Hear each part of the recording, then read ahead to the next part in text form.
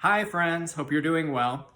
I wanted to share with you something that I thought was really interesting. So, I've been having a lot of conversations with people lately, and there's this theme that kept kind of coming up in a lot of conversations as people are talking about the world and life around them. And it's a topic of disconnection. It's a theme of disconnection. People just not feeling like they are connected to the people in the world around them, like maybe they once had felt.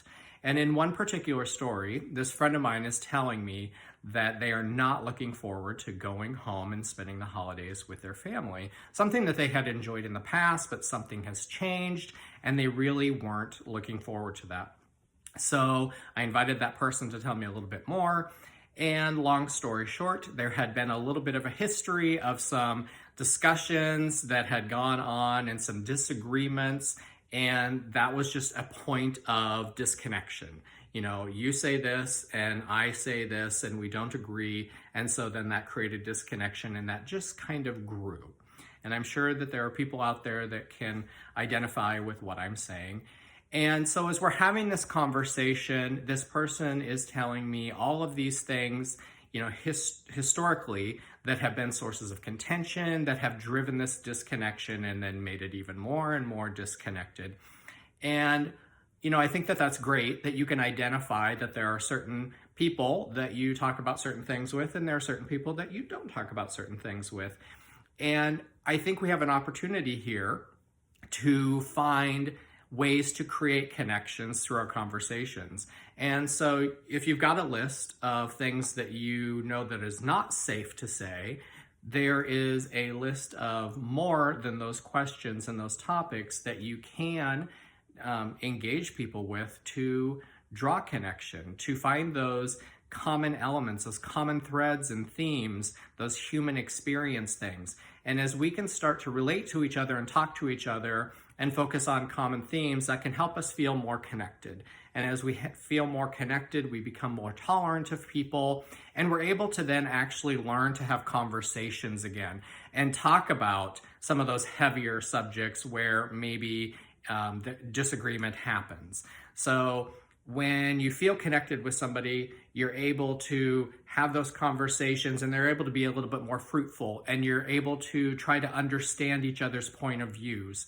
And I think that that's something in society that we've kind of lost. I think there are a lot of things in our society that are driving disconnection rather than helping us find connection.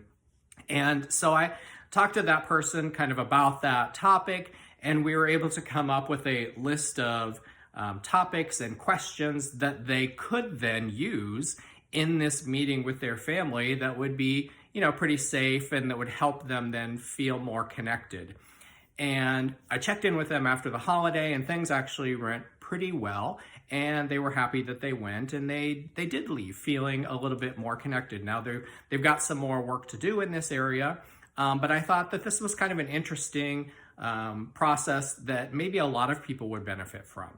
So I wanted to issue a challenge for the month of December. There are 31 days in December, and each day I will post a question that you can use to ask another person and invite them to tell you their story.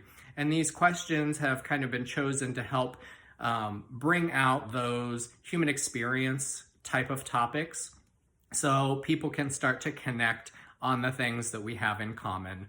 And so if that's something that interests you, I hope that you'll follow me on either my YouTube channel, my Instagram, or my Facebook, all of them, Jonathan Baudler, Jonathan, Baudler, Baudler. And yeah, hope that you will find some usefulness out of this. One thing I want to leave you with too, you know, you can do this challenge with the people that you know that you feel like maybe you're not as connected with as you used to be, or you're not connected with as much as you would want to be. Or you can really kind of challenge yourself too and take one of these questions and ask a complete stranger and create a whole new connection in your life. So lots of different options here. And the other thing I want to remind you about, since this challenge is really about connecting with other people, it's going to be really important for you to resist the temptation to turn this conversation into you sharing your story. What we're doing here is we're creating an invitation for other people to tell our story. And many people are not super active listeners. and we tend to listen in order to respond. So as somebody's telling you their story, you'll hear something, you'll connect with it, and then you kind of tune them out a little bit because you have in your mind what you want to respond with. And I want to encourage you to resist that temptation. And one of the best ways that I have found to do that is to keep one little phrase in your back pocket and use it right after they've answered your first question. And that phrase is, tell me more. So if you ask them a question, they give you an answer. In order to keep that focus on them and give them yet another invitation for them to tell your story and for you to be able to find more things to connect with, simply say, tell me more. I hope you found that useful. I hope to see you this December, and have a great day.